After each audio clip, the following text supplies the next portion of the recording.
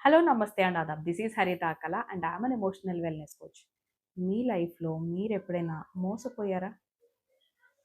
సరే. నేనొక చిన్న స్టోరీ చెప్తాను. తర్వాత నేను దీని గురించి ఎందుకు మాట్లాడుతున్నానో మాట్లాడుకుందాం. ఒకరోజు ఒక రైతు పొలంలో పని చేసుకుంటున్నాడు. కానీ అతని కాలికి సడెన్‌గా ఏదో తగిలింది. చూస్తే అది పాము.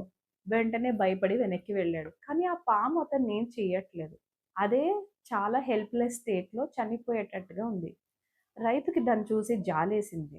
ఏం చేశాడు, ఆ పాముని జాగ్రత్తగా తీసుకెళ్ళి తన ఇంట్లో పెట్టుకొని, అది బతికేదాకా దానికి చాలా ప్రేమను చూపిస్తూ, పాలు పోస్తూ, వెచ్చగా దాని కోసం దుప్పట్లు కప్పుతూ చేశాడనమాట. ఇలా చూస్తుండగా ఒక వారం రోజుల్లో పాము మంచిగా అయిపోయింది. తను చాలా హ్యాపీగా ఫీల్ అవుది. హమ్మయ్య! పాము బాగుంది అనుకునే లోపలనే పాము ఈ రైతుని కాటేసింది. అండ్ రైతు చాలా బాధపడతాడు. బాధపడుతూ అడుగుతాడు, "నేనింత చేశాను గదా! నువ్వు నన్నెలా కాటేశావు" అని.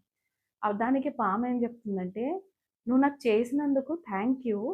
నాకర్థమైంది నువ్వు నన్ను కాపాడావని. కానీ కాటేయడం అన్నది నా నేచర్. నేను దాని నుంచి తప్పించుకోలేకపోయాను. ఐ యామ్ సారీ" అంటది. This is just a story. కానీ ఇలా మన లైఫ్‌లో మన నుంచి లాభం పొందిన వాళ్ళు చాలామంది బికాస్ తెలియకనో, వాళ్ళకి తెలుసో కాటేయటం లాంటివి అంటే మనం మోసం చేయటం లాంటిది జరగొచ్చు. రైట్? సో, మనం ఏం చేయగలం ఇక్కడ హరిత అంటారా? ఒక్కటే సొల్యూషన్. మనం బౌండరీ సెట్టింగ్స్ ఎప్పుడైతే చేసుకోమో అప్పటి వరకు ఆ మోసం అనే దాని నుంచి వచ్చే పెయిన్ ఉంటుంది చూసారా? దాన్ని మనం తట్టుకోలేకపోతూ ఉంటాం. Yes or no?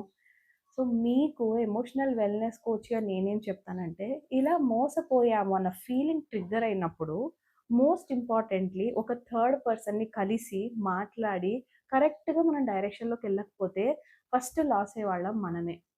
Yes or no? So, మీరు ఇంకా ఆ పెయిన్‌లో ఉన్నారు. ఆ బిట్రేయల్ పెయిన్ నుంచి ఇంకా హీల్ అవ్వలేదు అనిపిస్తే మాత్రం వెంటనే ఇమ్మీడియేట్‌గా మాకు కనెక్ట్ అవ్వండి. రైట్? మాకెలా కనెక్ట్ అవ్వాలి అనంటే డిస్క్రిప్షన్‌లో ఉంటుంది. దాని త్రూ మాకు కనెక్ట్ అవ్వచ్చు. కానీ ఈ లోపల మీకు ఈ వీడియో నచ్చినట్లయితే మాత్రం ఖచ్చితంగా like, share and subscribe. Thank you.